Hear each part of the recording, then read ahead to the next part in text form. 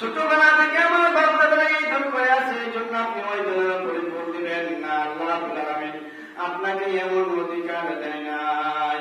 রব্বুল আলামিন বলেন ওয়াল্লাযীনা হুম লিআমানাতিহিম ওয়া আহদিহিম রাউন। সফলতা অর্জন করছে তারা যারা তাদের আমানত তাদের যথাস্থানে দিতে পারছে। বহুত একটি আমানত, একটি গুরুত্বপূর্ণ আমানত, একটি ইমানি দায়িত্ব। আপনি যাকে খুশি তাকে দিতে হবে না, সবচেয়ে বেশি প্রাধান্য দিতে হবে আপনার রাসূলকে, আল্লাহকে, ইসলামকে, দ্বীনকে। আপনি বলতে পারবেন না আমার এলাকার মানুষ, আমার ভাই, আমার সন্তান, এই জন্য আমি তাকেই ভোট দেব, অথবা আমার আপনজনেরা ছোটবেলা থেকে এই দল করে আছে আমি তাকেই ভোট দেব।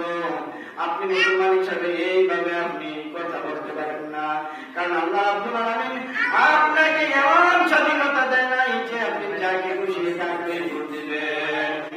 রব্বুল আলামিন বলেন ওয়াতাআনু আলাল বিররি ওয়াত তাকওয়া ওয়া তাআনু আলাল ইসমি ওয়াল উদওয়ান। রব্বুল আলামিন বলেন ন্যায় এবং ইনসাফের পথে, আল্লাহর বিনুর পথে তোমরা সাহায্য করো, আর অন্যায় এবং অপরাধের পথে তোমরা বাধা দান করো। অতএব আপনার গ্রামের লোক, আপনার এলাকার লোক, আপনার বাবা-দাদারা সারা বছর একটি দলের উপর ভোট দিয়ে আসছে, সমর্থন দিয়ে আসছে। এই কথাকে যদি আপনি সামনে এনে ওই মার্কার মধ্যে, ওই দলের মধ্যে সাপোর্ট করেন, তাহলে পরকালে অবশ্যই আল্লাহ রাব্বুল আলামিনের কাছে জবাবদিহি করতে হবে। কারণ আপনার কাছে সবচেয়ে বড় হবে আল্লাহ রাব্বুল আলামিনের বিধান, আপনার কাছে সবচেয়ে বড় হবে রাসূল সাল্লাল্লাহু আলাইহি সাল্লামের আদর্শ। আপনি মুসলমান, আপনার কাছে নবীর আদর্শ ভালো লাগে না, আপনি মুসলমান, আপনার কাছে কোরআনের আইন ভালো লাগে না, এইভাবে আপনার কালেমা পড়ে আপনার কোনো লাভ নাই। যদি আপনি দাবি করেন যে আমি মুসলমান, এই দাবির কোনো আল্লাহর কাছে মূল্য নাই। আপনি কালেমা পড়ছেন, এই কালেমা ইহুদি পড়তে জানে, আপনি কালেমা পড়ছেন, এই কালেমা বিধর্মীরা পড়তে জানে, আপনি কালেমা পড়ছেন, এই কালেমা হিন্দুরা পড়তে জানে।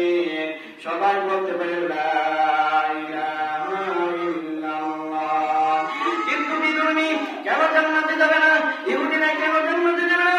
কারণ তারা কালেমা শুধু মুখে মুখে পড়ছে, কিন্তু অন্তর তারা কালেমা আমল করছে না, তারা কাঁধে কাঁধে কালেমা আমল করছে না।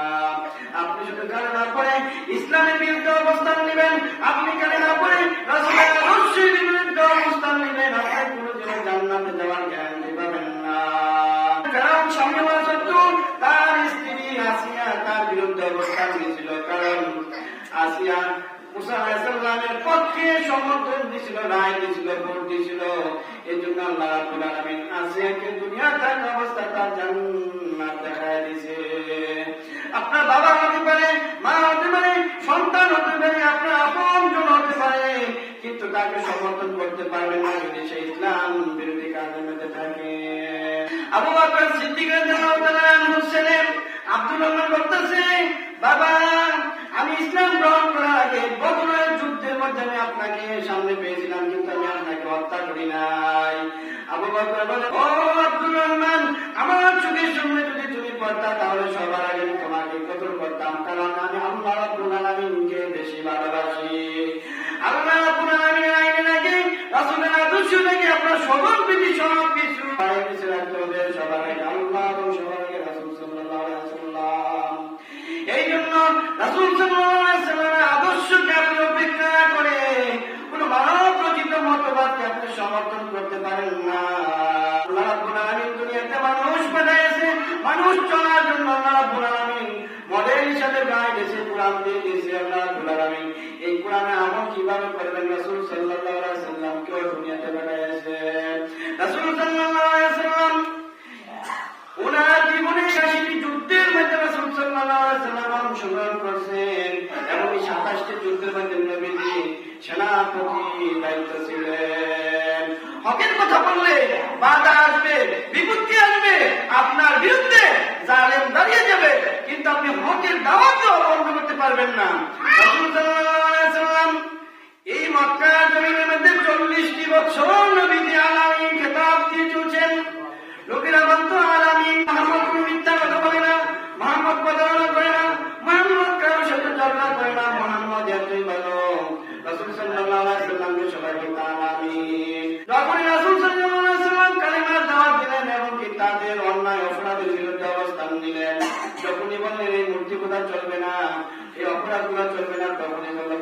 পাগল হয়ে গেছে।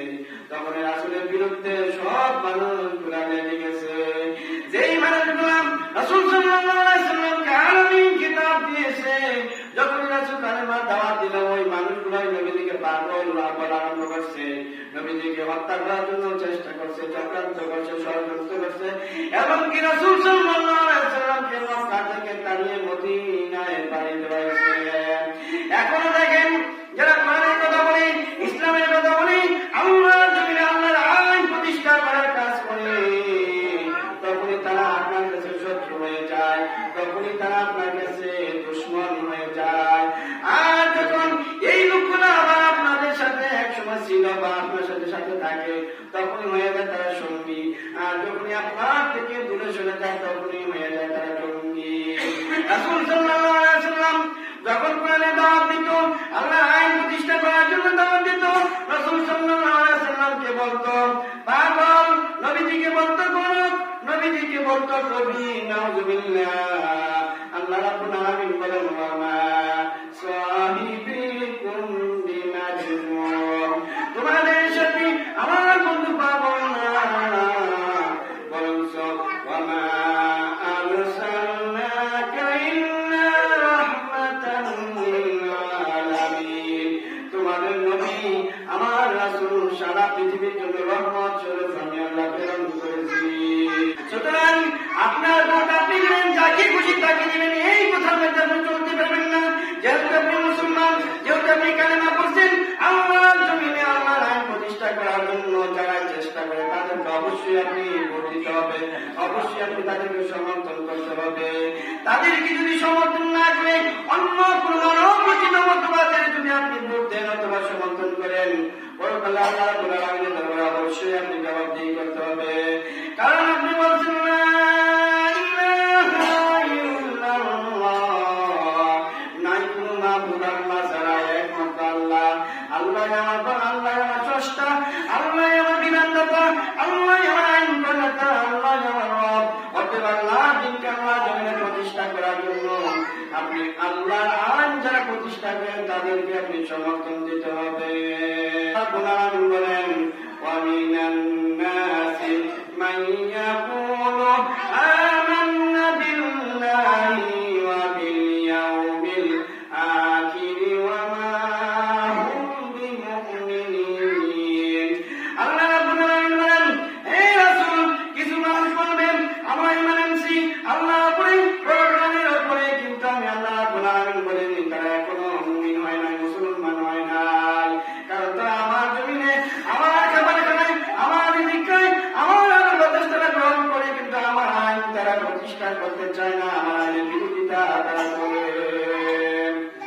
আর দেখা যায় যারা ইসলামী রাষ্ট্র কায়েম করার জন্য জমিনের মধ্যে সংগ্রাম করে, আন্দোলন করে, চেষ্টা করে, সাধনা করে, আজ কিছু জানেন তাদেরকে বাধা দেয়, তাদেরকে হুমকি দেয় এবং তাদেরকে হত্যা পর্যন্ত করে, তাদেরকে মানসিকভাবে শারীরিকভাবে তাদেরকে হুমকি দেয়, ধমকি দেয়, তাদের উপরে বল প্রয়োগ করে যে তোমরা যদি অন্য মাল খায়, যদি সাপোর্ট করো, ভোট দাও, তাহলে তোমাদের গাড়ি পুড়িয়ে দেওয়া হবে, ব্যবসা প্রতিষ্ঠান জ্বালিয়ে দেওয়া হবে, বাড়ি ঘরে আগুন জ্বালানো হবে, মা বোনদের ইজ্জত নষ্ট করা হবে।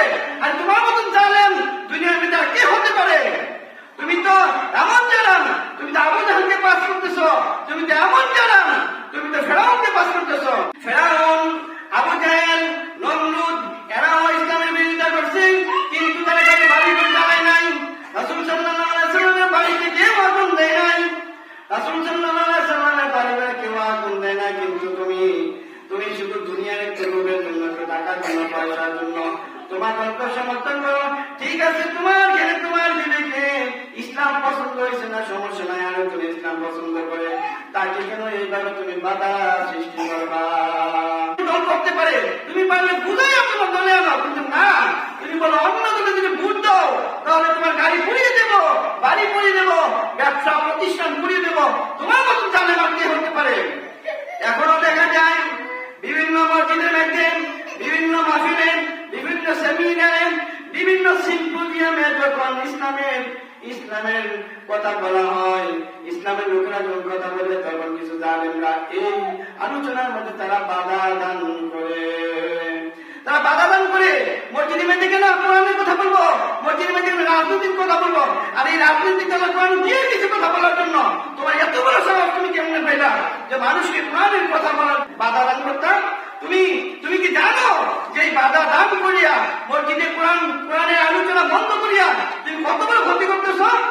মহান আল্লাহ রাব্বুল আলামিন বলেন, ওয়ামান আযলামু মিম্মান মানা মাসাজিদাল্লাহি আইয়ুযকারা ফীহা ইসমুহু ওয়া সাআ ফী খরাবিহা উলাইকা মা কানা লাহুম আয়াদখুলুহা ইল্লা খায়িফিন লাহুম ফিদ দুনিয়া খিজুন ওয়া লাহুম ফিল আখিরাতি আযাবুন আযীম।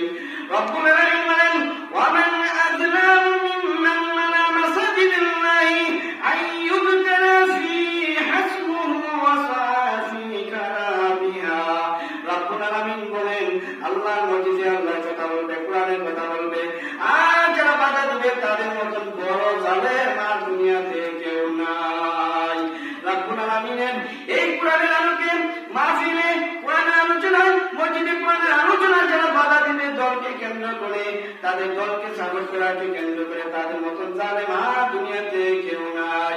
এই লোকগুলা উচিত ছিল মসজিদে যখন কোরআনের আলোচনা করা হয় তাদের ভয় নিয়ে অন্তর নিয়ে মসজিদের ভিতরে ঢোকা। আয় হায় কোরআনের আলোচনা কথা বলতেছে, কোরআনের কথা বলতেছে, হয়তো আমার বিরুদ্ধে যেতেছে, আমার অন্যায় অপরাধের বিরুদ্ধে যেতেছে, আমি তওবা করব, আমি সংশোধন হব, সেইটা না করে তারা কোরআনের বিরুদ্ধে আলোচনার মধ্যে বাধা দিতে হয়। আল্লাহ রাব্বুল আলামিন বলেন, ফিল আখিরাতি আযাবুন আযীম। এইভাবে মসজিদে মাহফিলে বিভিন্ন প্রতিষ্ঠানে যারা কোরআনের আলোচনার মধ্যে বাধা দেয়, আল্লাহ রাব্বুল আলামিন বলেন, আমি তাদের জন্য জাহান্নামে আযাবের ব্যবস্থা রাখছি। এই বাধা কি শুধু আজকের না, এই কোরআনের আলোচনার মধ্যে বাধা শুধু আজকের না। মুহাম্মদ রাব্বুল আলামিন রাসূল সাল্লাল্লাহু আলাইহি ওয়াসাল্লাম যখন সাহাবীদেরকে নিয়ে কোরআনের আলোচনা করত, তখন আবু জেহেল, উতবা, শাইবা অনেক বাধা দিত। এখন যারা বাধা দেয় কথা করে তারাও তাদের উত্তরসূরি। মহান আল্লাহ রাব্বুল আলামিন পবিত্র কোরআনে বলেন, ওয়াকাল আল্লাযীনা কাফারু লা তাসমাউ। আল্লাহ রাব্বুল আলামিন বলেন, ঘোষণা করছে এই কোরআন যখনই মুহাম্মদ আলোচনা করবে তার সাহাবীরা তার বন্ধুরা আলোচনা করবে, ওয়াল কাউফি, তোমরা তাকে হট্টগোল করবা, তাকে হট্টগোল করবা, তার বিশৃঙ্খলা লাগাই দিবা, লাআল্লাকুম তাগলিবুন, আশা করা যায় তোমরা বিজয়ী হবে। রাসূল সাল্লাল্লাহু আলাইহি ওয়াসাল্লাম যখন কোরআনের আলোচনা করত, সাহাবীরা আলোচনা করত, তখন এই লোকগুলো এসে বাধা দিত। এই কথা মহান আল্লাহ রাব্বুল আলামিন পবিত্র কোরআনে কোট করে রাখছেন, কারণ কিয়ামতের আগ পর্যন্ত আবু জাহলের বংশধররা থাকবে, তার নাতিরা থাকবে, তারা যেন এই আয়াত থেকে শিক্ষা নেয়, কিন্তু না, মানুষ শিক্ষা নেয় না। আল্লাহ রাব্বুল আলামিন বলেন, ওয়াকাল আল্লাযীনা কাফারু লা তাসমাউ হাযাল কুরআন ওয়ালগাউ ফীহি লাআল্লাকুম তাগলিবুন। কাফেররা আইনগুলো কোরআনের আলোচনা বন্ধ করার জন্য যাতে করে জমিন থেকে কোরআনের আলোচনা যেন উঠে যায়, কিন্তু আমি আল্লাহ রাব্বুল আলামিন এই কোরআনের আলোচনা কিয়ামত পর্যন্ত আমি জারি রাখবো। আল্লাহ রাব্বুল আলামিন বলেন, ইউরিদুনা লিইউতফিউ নূরাল্লাহি বিআফওয়াহিহিম ওয়াল্লাহু মুতিম্মু নূরিহি ওয়ালাউ কারিহাল কাফিরুন। আল্লাহ রাব্বুল আলামিন বলেন, এই কাফেররা চেয়েছিল তাদের মুখের ফুৎকার দিয়ে আমার কোরআনের আলোকে নিভিয়ে দেওয়ার জন্য, তারা চেয়েছিল তাদের মুখের ফুৎকার দিয়ে আমার কোরআনের আলোকে নিভিয়ে দেওয়ার জন্য, আল্লাহু মুতিম্মু নূরিহি, কিন্তু আমি আল্লাহ রাব্বুল আলামিন এই কোরআনের আলোকে প্রজ্বলিত করে দিলাম, পরিপূর্ণ করে দিলাম, ওয়ালাউ কারিহাল কাফিরুন, যদিও কাফেরদের অন্তরে যতই জ্বালা যন্ত্রণা থাকুক। আল্লাহ রাব্বুল আলামিন বলেন, ইন্না নাহনু নাযালনা যিকরা ওয়া ইন্না লাহু লাহাফিজুন। আল্লাহ রাব্বুল আলামিন বলেন, এই কোরআন আমি সৃষ্টি করেছি এবং কি এই কোরআনের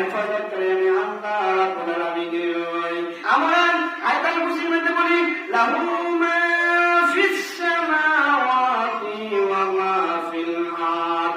এই নবমণ্ডল এবং ভূমণ্ডলের মালিক একমাত্র আল্লাহ রাব্বুল আলামিন। যদি এই কথা বলি, এই কথা বিশ্বাস করি, তাহলে কিভাবে আমরা মানব রচিত মতবাদ তালাশ করবো, মানব রচিত মতবাদ আমরা স্বাগত করবো? মানব রচিত মতবাদ দুনিয়ার কোন মুসলমান বিশ্বাস করতে পারে না। একটা ধর্মের পক্ষে আর একটা বিপক্ষে। মুসলমান কোনদিন ধর্মের বিপক্ষে যাইতে পারে না। যারা ধর্মের বিপক্ষে চলে যাবে তারা অবশ্যই তারা ক্ষতিগ্রস্তের মধ্যে পড়ে যাবে।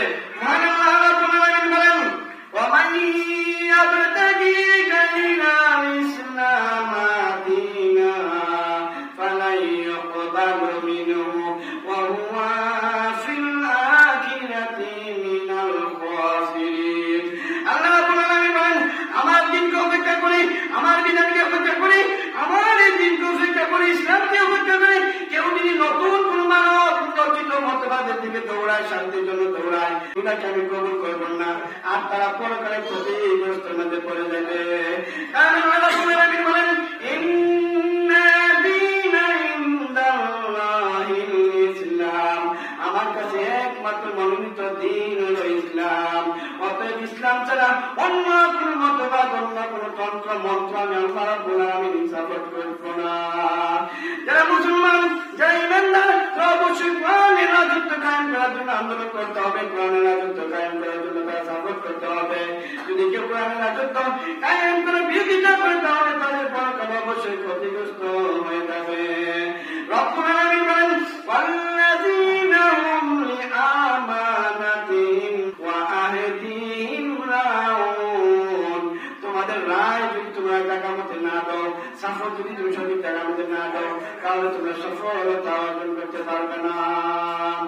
আমরা মুসলমান, আমরা ইমানদার, আমরা কালেমা পড়ছি, আমরা যেভাবে ইচ্ছা সেভাবে চলতে পারবো না, যেভাবে ইচ্ছা আমাদের খেয়াল খুশি মতে টাকা পয়সা খরচ করতে পারবো না। কারণ আল্লাহ রাব্বুল আলামিন বলেন, ইন্নাল্লাহ আশতারা মিনাল মুমিনিনা আনফুসাহুম। আল্লাহ রাব্বুল আলামিন বলেন, মুমিন, তোমার জান, তোমার মাল আমি আল্লাহ রাব্বুল আলামিন কিনে নিলাম, আর তোমার জন্য আমি রেখে দিলাম জান্নাত।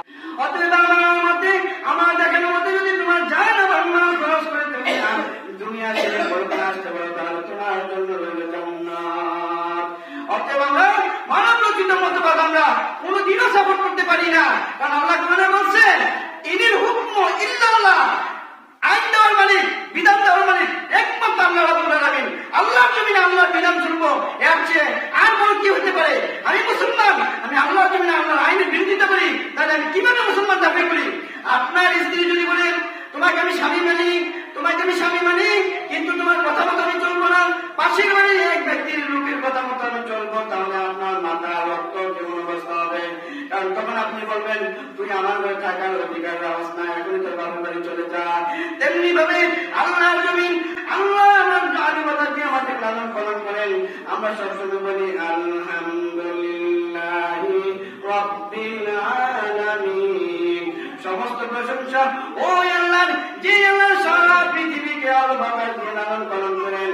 সুতরাং ওই আল্লাহর আইন ব্যতীত অন্য কোন আইন আপনার কাছে ভালো হতে পারে না। রাব্বুল আলামিন বলেন, ইয়া আইয়ুহাল্লাযীনা আমানুত্তাকুল্লাহ ওয়া কুনু মা'আস সাদিকিন। এই ইমানদারেরা, ও ইমানদারেরা, তোমরা ভালো মানুষের সাথে থাকো, ভালো মানুষকে সাপোর্ট করো। অতএব আপনাকে বিবেক দিছে, আপনাকে জ্ঞান দিছে, আপনার জ্ঞানের আলোকে, বিবেকের আলোকে এমন একটা ব্যক্তিকে আমরা সাপোর্ট করতে হবে যাতে আপনার দেশ শান্তি থাকে, ইমান শান্তি থাকে, ইমান আমল নিয়ে আপনি সুন্দরভাবে চলতে পারেন। মহান আল্লাহ রাব্বুল আলামিন বলেন, আমি কিছু মানুষকে এমনকি কিছু জিনকে আমি জাহান্নামের জন্য সৃষ্টি করেছি। কারণ আল্লাহ রাব্বুল আলামিন বলেন, আমি তাকে কলম দিয়েছি, চিন্তা ভাবনা করে না, আমি তাকে চোখ দিয়েছি, এই চোখ দিয়ে আমার নিদর্শনগুলো দেখে না, আমি তাদেরকে কান দিয়েছি, কান দিয়ে তারা আমার এই কিছু দেখে না, আমার প্রতি তারা সাপোর্ট করে না। আমি আল্লাহ রাব্বুল আলামিন তাদের জন্য জাহান্নাম রাখছি। এত কিছু দেখেন, চোখ দিয়া, বিবেক দিয়া আপনি এত চিন্তা ভাবনা করতে করতে আপনি দুনিয়ার মধ্যে বুদ্ধিজীবী হয়ে যান। বুদ্ধিজীবী হইতে হইতে এমন হওয়া হয়েছেন, কয়দিন পরে বল দেয়ার ইজ নো গড, আল্লাহ বলতে কিছু নাই। না, এটা আপনার বুদ্ধি না, এটা আপনার উপরে শয়তান, আপনার উপরে শয়তান ভর করছে। এই জন্য আপনি বলেন দেয়ার ইজ নো গড, আল্লাহ বলতে কেউ নাই। অবশ্যই আল্লাহ কারণ আল্লাহ ছাড়া এই পৃথিবীতে চলে না, আল্লাহ ছাড়া আপনি সৃষ্টি হয়েছেন না, আল্লাহ ছাড়া দুনিয়া সৃষ্টি হয়েছে না। অতএব যেহেতু আমরা মুসলমান, আমরা দুনিয়া এবং পরকালে শান্তির জন্য আল্লাহর আইন বিধান প্রতিষ্ঠা করার জন্য অবশ্যই আন্দোলনে শরীক হতে হবে। যদি আপনি সক্রিয়ভাবে আন্দোলনে শরীক না হন, তাহলে ভোটের দিন আপনি যদি আপনার দুর্বল ইমান থাকে, আপনার ভোট কিন্তু গেলে তো আপনার সাথে কেউ থাকে না, সিসি ক্যামেরা থাকে না, আপনি ওই সময় আল্লাহর আইন যারা প্রতিষ্ঠা করতে চায় তাদেরকে ভোট দিতে হবে। এটাই আপনার ইমানি দায়িত্ব। তা ব্যতীত অন্য কোনো সাপোর্ট যদি আপনি করেন, আপনি বড় করে অবশ্যই বিপদে পড়ে যাবেন। আল্লাহ রাব্বুল আলামিন আমাদেরকে কোরআন এবং সুন্নাহ অনুযায়ী আমাদের জীবন পরিচালনা করার তৌফিক দান করুন। আল্লাহুম্মা আমিন।